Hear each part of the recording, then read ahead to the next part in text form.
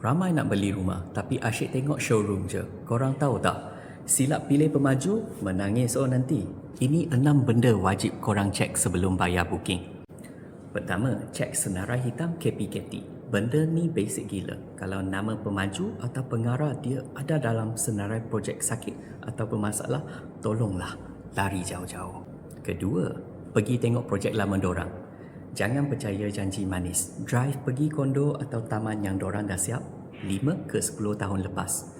Kalau cat dah terkupas teruk, fasiliti hancur, maknanya pengurusan dorang out. Projek baru korang pun mungkin sama nasibnya. Ketiga, kekuatan kewangan syarikat.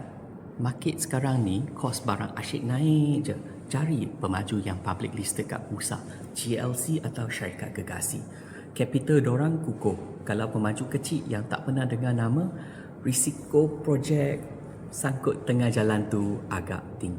Keempat, tanya pasal skor klasik atau konkuas. Ini standard kualiti pembinaan.